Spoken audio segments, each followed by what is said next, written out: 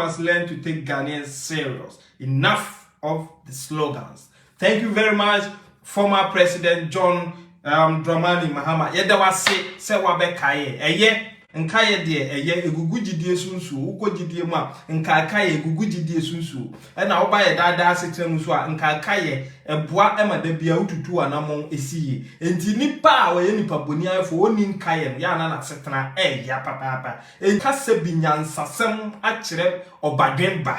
Enti eno ena obenya wo pai so. Sebi u pense hunu ate atie se be ya ho be ya ode waso be ya ode dia ene e pai so ha ye ma waba hanko ade a na ye bobo nyansa enti udru ha utumi ebo nyansa nsuo ni bi enom usu kura nyansa ni bi de usu mutumi hwie nsuo ni bi edi gum by leaving a comment in the comment section. No like page no share edi amai enti asama mampanyi dada John Dramani Mahama aba be kasa agenda 111 ekufado share bo onwie eye yedase hospitals no ebi awunim ebi wo wa wawie. In fact, if me ukwa Ashanti region kwa about 15 of them the agenda 111 ukwa Ashanti region kwa 15 na ya ebi mo du 90 60 70% ye be wia ne santi waka ye na mom uka say 4th year no there enso wa wo say John Dramani Mahama, former president, your excellency, wa so was share bono 2020. Now was akwa or share bond 4 years in yes no dey na wo kan because so share 2020 kura na wo dey year do anu asem na chi a say 2023 and the wo kwa say you were in its 4th year yet not a single has been completed now pacho wasem no yenti ase o man pedi that look mpanifo say aboa wuram aboa wa hunu ho so hwe na obafie piefie wia ema eyi omumbom ntuma ebo omumu edi jamo enti ko twa mansa kora wa hu so hwe no antena wuram amfa hu odasani wuram na obafie a ema yi omuntuma di jamo enti omampanyi dada John Dramani Mahama we expect say as wabeye national asset no and can speech no ebeye national development enkoye for NDC yifo a omo de esebi omo pe akaka bensa matie no omo ho kwa na wo ye den obedwen nanka wo ka asem we no what we expected to hear from you some medical catch us say that man who speaks to you and advises you former president John Dramani Mahama bottle of ukona sa papa na da bia no okita flask enum ensuo kroje bia yenimu nsusu ban no bottle of ukona by that time don't listen to that man. Sa flask na ekita papa bi na bottle of ukwa na obetufu no bottle of ukwa ubenya don't listen to that man because by then na sa flask no the wom na it is believed to be adefufuro bi a yenimu no na abanani so enti ama wo kasa na ne kasa no ensisi so enti me de obenya nkatwe hu fi sa papa no ho so that wo be kasa no be on point na fi yahu de opese o kire now say NDC for my PM say 2024 election is going to be about future tense. You are deceiving yourselves. The 2024 election is going to be based on past achievement. You be based on past achievement. And your past tense in the economy, and your future tense, and then your present. With the present tense, but my father say 80%, believe you me, is going to be past tense. I have done this, I have done this, I have done this, I intend to do this. And yet I will do this because in Penifo say, Sebi, a janine to us when they come at once. I'm for the children to us. And the time man can go back as a win, former president. Nanka Esa career, now they are so to say. During NDC's time, from 2008 to 2016, we built 120 hospitals. 8 years. And the Yama MPPs who 8 years. No more fancy 120 hospitals, no more intimia. Then you got the moral right. You got the infantry to come and criticize. Say 111 ye. In any case, yes, a PO manifesto, the Nanado MPP, almost promising. But say, me catch you say, I come in fear 90 minutes. Answer fear 9 no be kwa wie no. Me sure boss say, tio. Me sure boss say, Messi dying at the amount. Dying on my shots, yes, when you tria. Da Michelle dying, Michelle says me, Sino, and ye cancer, or shots here, dying across shots in females and we. And yet, da Michelle Bono. Because you and I know why a president that. That is why I know Casa from this angle say. Bosha am your fortune in in fact, the flashy ones, you know, about 70 to 80% or muntimini so. They just say that to convince people to gather votes.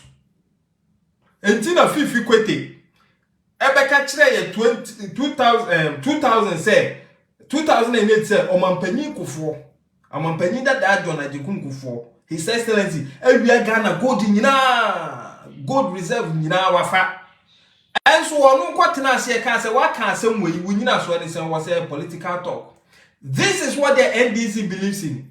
And in fact, the former president Emayeti as he said, yeah, was short memory. And he still thinks say Ghanaians still have short memory. But Nana Akufo-Addo, Addo show boy at Roma, and then will be a corner to us will be uncle school.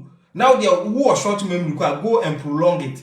And for your information, former President John Dramani Mahama, we no longer have short memories. In fact, very deep and long one have we now because free SHS came for all. That is why you and the look at the MPP leaders. Talk of law. Obianu why law student Akufo-Addo dim onim. Why politics in Ghana? Unim Akufo-Addo dim. Why politics in Ghana? Kofi Kunedu Apreku unim ni dim. Kobobo NDC ebia do betia any chachuchi kata na Rollins because of sa fake revolution no be yemfanto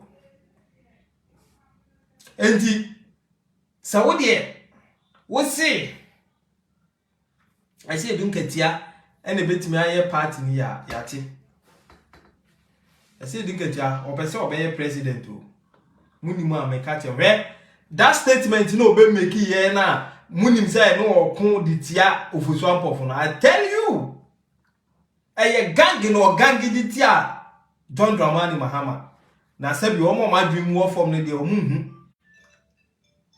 omo madwin wo form omuhu sesi awama John Dramani Mahama abeye kontompofo say bi wo be manai beye nipahunu wo Ghana fo ani so because unim say I say look at any plan no afenti 2020 elections ni nyina kono she da bata chiri kakra no asum John Dramani no abekasa na akwawe small boy mu Samijamfi no abekasa no onu mu de watita chiri kakra no abeto ayampia kakra no okọ edu be ha ye court no ye bisa na sem bia no ate no ho my lord I'm not the one who brought the case dem nam de baaye asam no nyam nam de baaye me de wa frɛ me dance ye keke na ese me ba. And you shall sama. I said, look at the two just say. In fact, they couldn't collect the numbers now.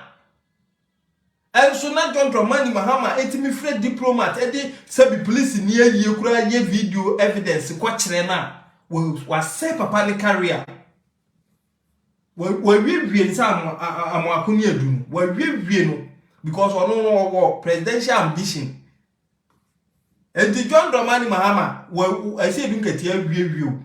And the Sam Profano Maba Honor be petition will say, Sanko Jinano, they will pay for you. No?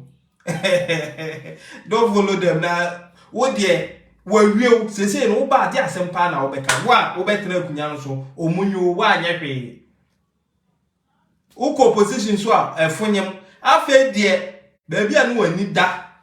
So per se, Kaubedia, the Antigana Mutu. Anye Ghana for us won ni ya papa bi obi aye bi da ho papa na ye bi se bi nyansa kwan obi atwa to ofa so bi keke wo twen den nti fa asam ne court wo ko ye no nso se wuni hwe na se dun kati atete wa musunsun wa once wa ba beka eventually wose na mu court no pa se mukita asem pa nyansa sem wo mpa muni bi ana mo call ye no timu na wa kura John Dramani Mahama wo ka wo call US forum bi ase wo can say wo just to calm down your supporters. That means una unim se munihwe, but I say you get your pia and I will want the election. O kasa ho once wa fere ebepem na once won timi mfra kufado en congratulate no, but on 2012 there no 2012 no or frel after the court